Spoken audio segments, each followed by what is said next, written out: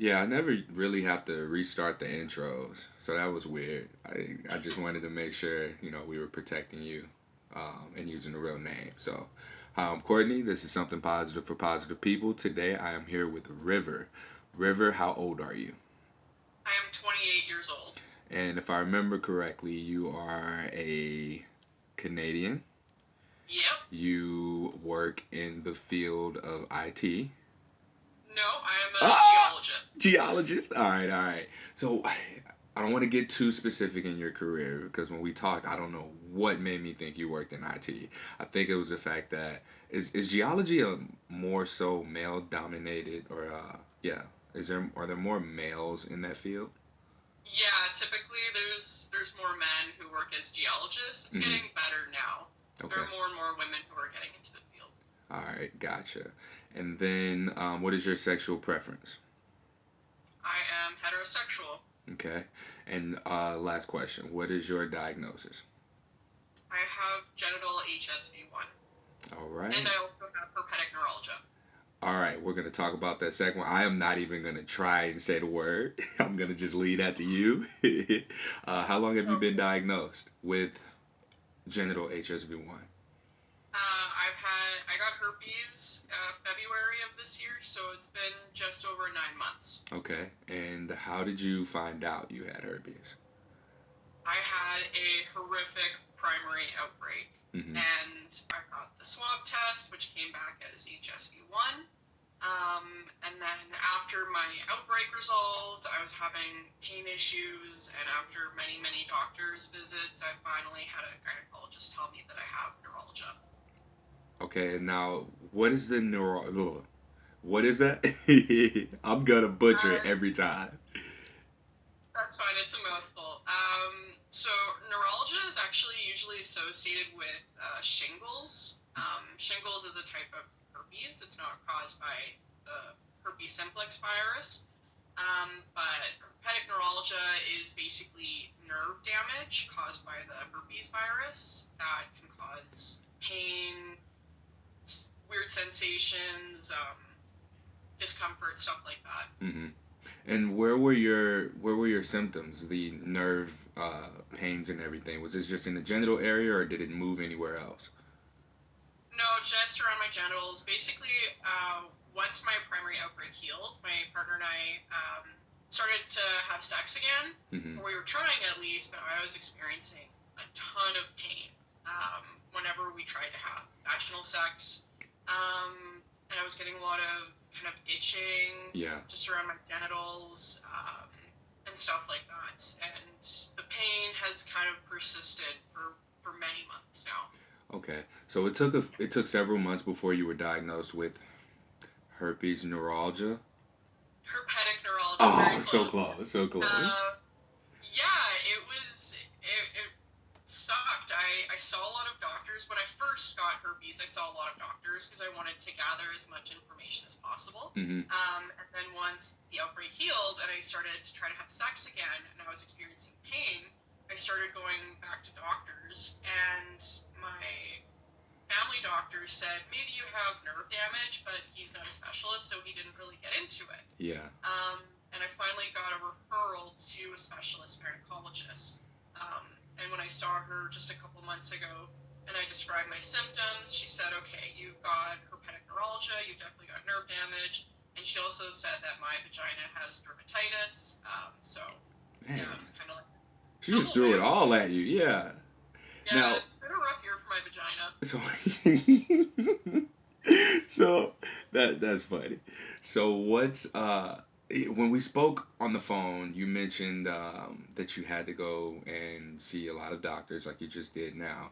But one of the things that I wanted to talk about is why so many doctors? Why did you have to get so many second and third and fourth opinions?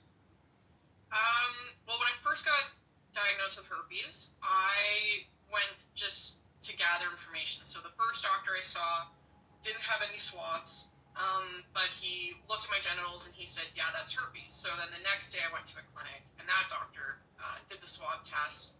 Um, and then I went to an STI clinic in my area. Sorry, to get more information. And And then I finally got in to see my family doctor and got more information from him and got him to write me a prescription for suppressive therapy.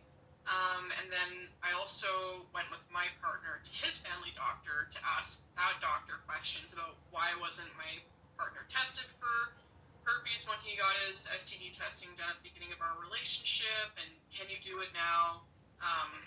And then once all that was done and I was having these pain issues with the neuralgia, I saw my family doctor and he basically said, don't have sex and maybe in 12 months you'll be better. So And wait, he then I said saw don't a have sex for a gynecologist. year? Is that what he said? Sorry? He basically just said don't have sex for a year. Is that right? Yeah, kind of. He was like, well, don't have sex if it hurts and within a year it should resolve.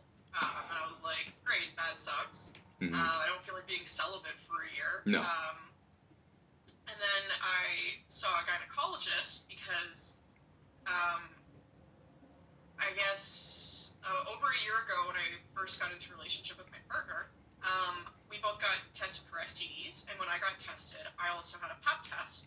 So 9 months later, the clinic finally decided to tell me that that pap test was actually irregular. I guess they didn't bother to tell me when they first got the test results back, many, many moons ago. So I had to go in and see this gynecologist, and this was after I got herpes and I was dealing with these pain problems but not getting any treatment for it. So when I was there getting a pap test and talking to her about that, I said, hey, I've got these pain issues. What should I do about it? And she told me, don't have sex. If you're going to have sex, use Crisco as lube. And she also told me to get a set of dilators. And she said maybe I have vaginismus or something, which is basically just this weird pain problem that women sometimes have with their vaginas. So she referred me to a specialist gynecologist. She told you to use Crisco? There is a long story. Oh my gosh, that's crazy. Oh my goodness. So you were in a relationship when you were diagnosed. And Yes. so how did your partner take it? You guys had been together. First, how long were you two together? At that point, we've been together for about 9-10 months, I think. Okay. We were very happy together, we were pretty serious about the relationship. So when I contracted herpes from him, it was pretty rough at first. He was really, kind of down about having herpes because he thought he was clean, quote unquote clean. Yeah. And he felt really, really bad about giving this to me. He felt really guilty. And it took him a while to get over that. He actually, the day that I found out I had herpes, when we got back from the clinic, we were both just devastated. And he half seriously proposed to me. To which I replied, this is not the right time for that discussion. But he's a pretty resilient guy, so he got over it. Mm-hmm. Came to terms with it pretty quickly, much more quickly than I did, at least. So you didn't tell him no, you just said, not right now, not like this. Yeah, I was like, this can't be our engagement story, No. He gave me herpes, and then we got engaged. Well, I mean, that's a lot better than most people get when they get herpes. A lot of times when you get herpes, you just get herpes. At least you got proposed to. That's true. That is very true. It's a good way to look at it. Yeah. So you guys are both diagnosed. You're in this together. So his response to it was, "We're in this together. I love you regardless." Or do you feel like it was more of a shocked reaction? Like, was it? Yeah, I think it was maybe a little bit of shock, Mm-hmm. some guilt, and a little bit of, well, we both have herpes, so I guess we have to be together forever now. But Yeah. I also know, because I said before, we were very serious at that point. We weren't really talking marriage or anything, but we were talking we both want to be together forever and see where this is gonna go. Okay. So it was a combination of a lot of stuff. Good. So you were together. You decided that you were already compatible. You knew that you liked him. He knew that he liked you. And you guys were just, going through the relationship. Herpes really didn't change anything for you two, right? It did cause some stress for a while. Yeah. I struggled with having herpes, and there was other stuff going on in life this year that was stressing both of us out. So there was a few months where it was kind of difficult, and we didn't really know if things were going to work out. And then we found out in the middle of the summer that, like, we were finally able to get him tested, and we found out he also has genital HSV2. Mm-hmm. So there was a moment where I was like, oh crap, do I really want to contract HSV2 on top of this, right? And Yeah. I did have a moment where I was kind of like weighing the options, and I was like, hey, you know what? Fuck it. Herpes really isn't a big deal. I love this guy regardless. Mm-hmm. And, you know, if I get it, I get it. Who cares? And I'll have all the herpes, and then I don't have to worry about getting any more herpes. It's funny you say that because I'm in a bunch of different Facebook groups, and one of them posted a question. It was just, hey, has anyone here dated someone with a different type? And when I was first getting back into dating, I used Positive Singles, and on one of the girls' profiles, it said that she had HSV2, which is what I have. So we're talking, and that, I mean, ultimately, that was what led to us beginning our interactions anyway. And then time passed, and we were hanging out and everything. And then one day she like let it slip out that she had HSV2 and HSV1. And I was like, interesting. So we're driving. I'm dropping her off to her car because she ended up. I picked her up from a bar we were at, and we just went back to wherever we went. And so I immediately look at my phone, go to her profile, and I see that it says HSV2. So it's like, screenshot, and got into the conversation with her because I'm boiling at this point because it was like, all right, you lied to me. You said you had type 2 when you have type 1 and type 2. That's a completely different, that's different, you know. And this was before I became educated and found out that there really isn't any difference between the two. I mean, the location really, HSV1 is primarily oral and HSV2 is primarily genital, but if you can get either one on the other location, then why not just associate it with just being herpes? Like, why differentiate between the two when they're the same thing, you know? So that was something I just thought about, and looking back on it, I was such a snob about that, and I was just it's it's I think that it's good that you weren't like that because this was something that made me cut people off because or not even open the door for further communication just because of the fact that oh, I have this type herpes, not the other one, as if I were just so much better than anybody else for having this one and not the other. So Yeah. and And then that's what educating yourself about that shows educating yourself about herpes is really important because, from my experience and from talking to other people, when you first get a herpes diagnosis, most doctors aren't going to give you many facts, and if they do give you information, often it's not quite right. yeah. There's a lot. This is one of those occasions where it's actually almost better to go on the internet and get the information from online sources. For most medical problems, don't rely on the internet. No. Like, don't go to the internet and find out anything about it. But herpes, no. Like, the best information you're going to get is online. When I went to the STI clinic here, the nurse that I talked to, I think I knew more about herpes than she did. Yeah. And that was just her doing, that was 3 days post-diagnosis, just doing online research, going on Terry Warren's website and reading her herpes handbook, which is super comprehensive. So many months later, when we found out my partner has both types, and we only know right now that I have one type, I was able to make an informed choice and say, okay, herpes really isn't that big of a deal, and if I got another strain of it, who cares? Mm-hmm. What's the worst that's going to happen? Super herpes. It's going to evolve. They're going to come together and make a super herpes, and then it's going to be like both of them in one, which I don't even know what the... I'll be like a superhero. Yeah, that's funny. One thing, though, looking online for information is a bit of a double-edged sword because you also see the worst of the worst, and then you see what's accurate. So you can be shocked into thinking that herpes is the worst thing that could ever happen to you, that you're gonna die and your dick's gonna look like someone dropped acid on it, because that's what I thought was gonna happen. I looked at pictures online and I was like, oh my god, I'm never gonna have sex again, this is the worst. And then over time it's like, okay, when's it gonna happen, and then when a few months, years pass before you even have another outbreak, you're like, oh, what the hell, you know? So Yeah. No, it's that's a really good point, and that's where, yeah, finding information from credible sources. Like going on to like sexual health mm, organizations. Like the American Sexual Health Association, New Zealand, Britain, like the reputable sources. If you're going to like somebody's blog or one of those scam websites that's trying to sell you a keyword, you're not going to get the right oh information. yeah, If yeah. you're going to a website that's trying to promote maybe like abstinence only sex education, you're gonna hear the horror stories, right? So it's finding the right source. Hmm.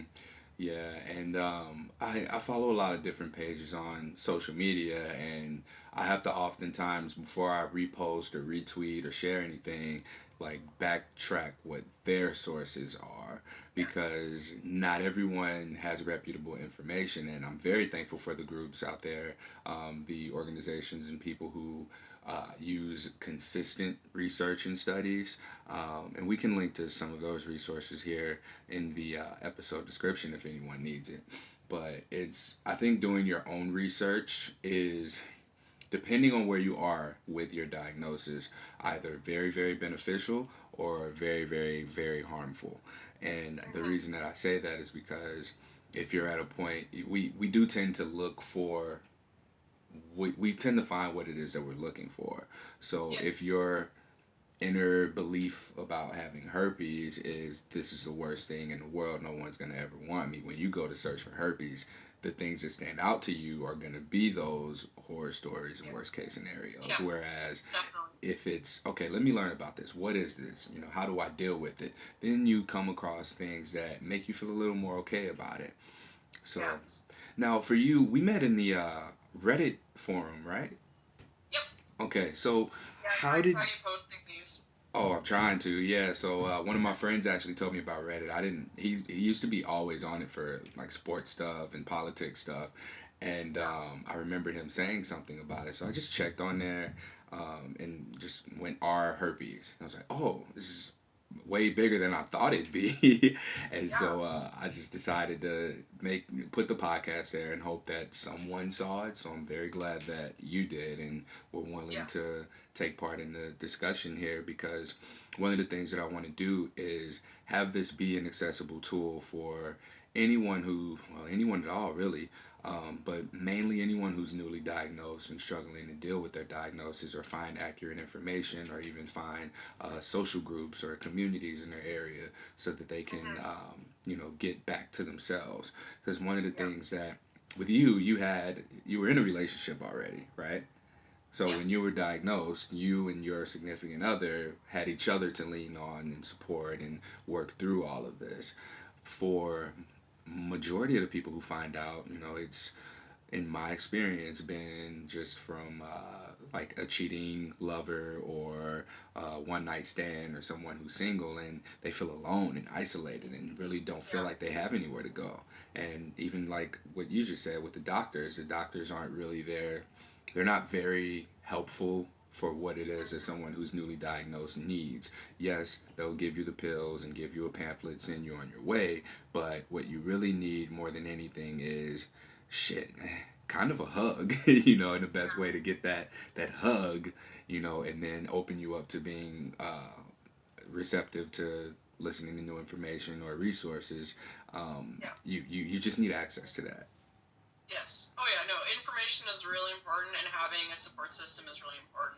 I blabbed about my herpes to anyone who would listen to me when I first got diagnosed. Like I was telling some of my really close colleagues at work, I was telling my friends, my parents, my brother, like seriously anyone who would listen to me, and everyone I told was just like, I don't care, I still love you, and like, do you want to go see a movie or something, right? Yeah. And it was really great. Like no one treated me differently. No one was like, "Oh, you're a dirty slut now." So it was really even helpful, and though it makes me sad when. even though it's been a Sorry. rough year for your vagina.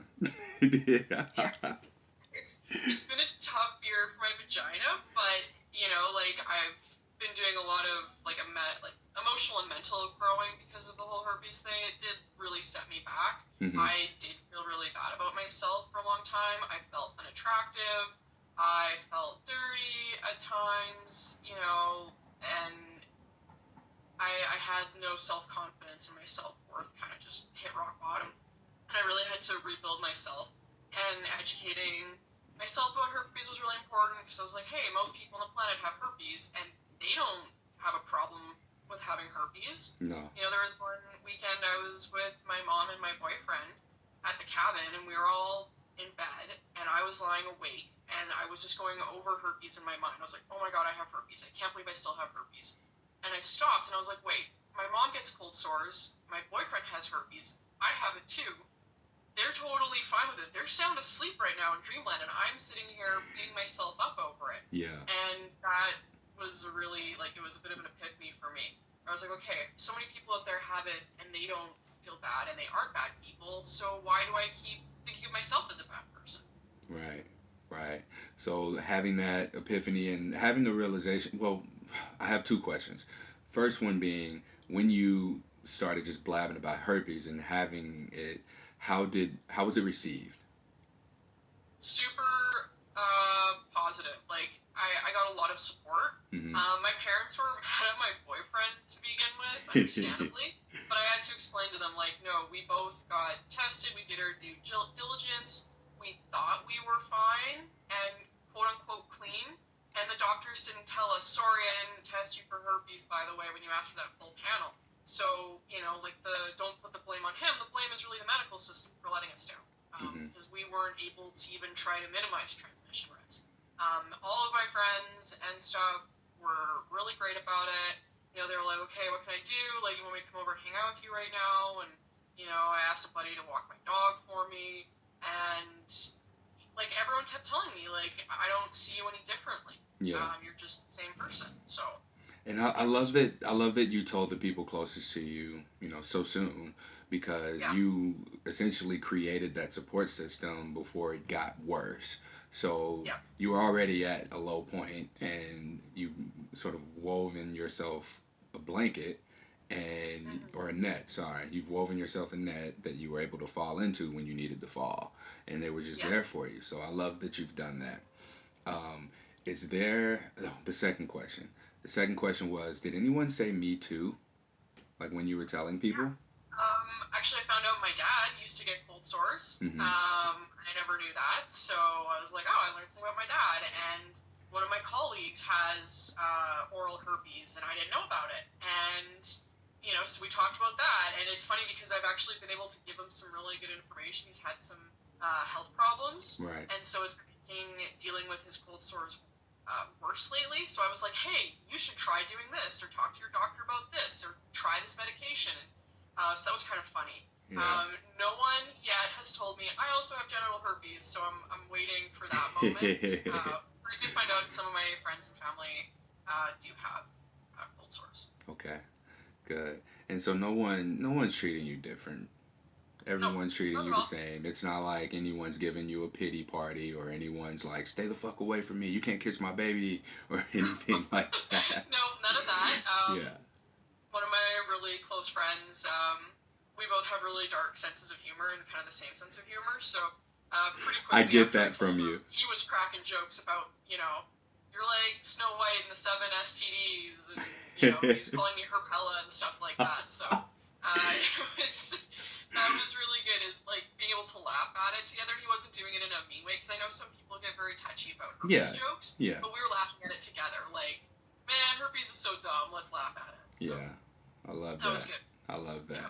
So what do you think we can do collectively to get better resources and better educated when new people are diagnosed? Because, I mean, obviously this is something that I feel like it can be useful, but I want to give our listeners some sort of a call to action as to what can be done to get more, I mean, even get the medical industry involved, or we can just continue to just look for the information ourselves and take that 50-50 coin toss on whether or not we're going to be traumatized or liberated. Yeah. That's a good question, and it's a really tough question. Part of it, I think, is changing how we teach sex education and changing how doctors are testing and treating for herpes. And how do we change that? I have no idea. Like, when I was in high school and I went through sex education, whatever I was taught about herpes was really inaccurate because when I got herpes, I had this totally weird picture painted in my mind about what it was actually like. And that was because of sex ed was like, it'll be awful and you'll get outbreaks on your genitals like every day and it'll be painful and you're going to be a dirty whore now, right? So that was really unfortunate, like how we teach kids about STDs. And we have this myth of safe sex, and there really is no such thing as safe sex. There's only safer sex. So that has to be changed as well because getting STDs is kind of sometimes an inevitable consequence of having sex with other people. And yeah, how do we get doctors to take herpes a little bit more seriously? When I talked to the first gynecologist, the one who ran my STD panel, I asked her point blank, why didn't you test me for herpes? And why didn't you tell me that you didn't test me for herpes? Because I explicitly asked, test me for everything. And she was like, yeah, I guess doctors don't do a very good job of informing patients that we're not testing them for these things. I was like, well, maybe you guys should change that practice. That doesn't, you're misleading people. Yeah, because it's just contributing to the spreading, and then like what really sucks to me is just that given one of the reasons that I started this podcast was because of someone saying that they were contemplating suicide, and then I started to hear it again and again and again, and it's just like going untreated or contracting it and having to deal with the mental stuff as far as not knowing where it came from, dealing with the shame, loneliness, and guilt and everything. You would think that there would be a little bit more of a sense of urgency or at least some sort of direction to better resources, but it does in Yeah. fact seem like the medical the medical industry really doesn't. I mean, either they just aren't aware of it, of the different effects outside of the physical discomfort, or they just don't care. Yeah. And I know, like, doctors don't test for a variety of reasons, and one of them is because they know that the burden of a herpes diagnosis is really damaging to people's emotional and mental well-being. So doctors kind of think, like, well, if you don't have any symptoms, it's better to not know that you Mm-hmm. have herpes than to know. They think they're doing less harm, but I don't agree with that. I think that's really faulty logic, personally, because the stigma around herpes is completely socially constructed and it's out of proportion, it's overblown. Yeah. And I think that educating people and testing and giving people options to minimize transmission would be a far more effective way to actually decrease that stigma Right. and make a herpes diagnosis not be so painful. You Mm. know, it should be like, oh, by the way, you have herpes, and then people go, oh, okay, thanks for letting me know. I Guess I'll appreciate take that. antivirals now when I enter into a relationship with someone who doesn't have it or Mm-hmm. whatever. Yeah. But, So, I mean, we'll do what we can here, and I mean, yes. I know that you're gonna continue to help educate and inform people as the opportunities present themselves. So, I thank you for being an advocate in the community, helping people with getting out of that negative, dark place, emotional state. Thank you so much, Yeah. River. Oh, it's my pleasure. I love being able to talk to people who are going through a new diagnosis and they're scared and they're confused and they're angry and be able to say like, hey, it's gonna be okay. I was right there in your shoes, and 9 months later, I honestly don't care that I have herpes, and herpes has impacted my life a lot more than it does for most people in a very physical sense because I have this neuralgia that I deal with now. But it made me a stronger person, made me more resilient, and I keep telling people herpes is an opportunity. Like, you can deal with it and become a better, stronger person, or you can let it ruin your life. It's all about what you choose. But I think you doing this podcast is just phenomenal. Putting a very human face to STDs and showing people it's not as scary as you think. There is a stigma. This is why it exists. And life with herpes or other STDs isn't as bad as society makes it out to be. So I really commend you for that. I thank you. I appreciate that. I almost didn't do it. I told an ex about it. I was like, "Yeah, I'm gonna do this podcast." She was like, "That's stupid." It's like, okay, we can talk more about that off air though. No, So I think it's it's really great. It takes a lot of courage to, put your face and name out there and say like, hey, I have herpes and I want to talk about it and I want to talk about your herpes and I want to talk about your STD. It's, super, super brave. And man, I wish I had the balls to do that. Oh, trust me, I don't really think it was a bravery thing. It was more of like it was a reaction. It was like a gut level reaction to just proving a point. Like the girl who told me that she contemplated suicide, and then after hearing it again and again, it was like, all right, y'all need to shut up because this is not that bad. You want to go kill yourself because you have herpes. Like, listen to these people who didn't kill themselves and how awesome their lives are. Like Hannah. Hannah has the best sex life, even though she has herpes, out of anyone else. And Hannah's one of the ladies that I interviewed.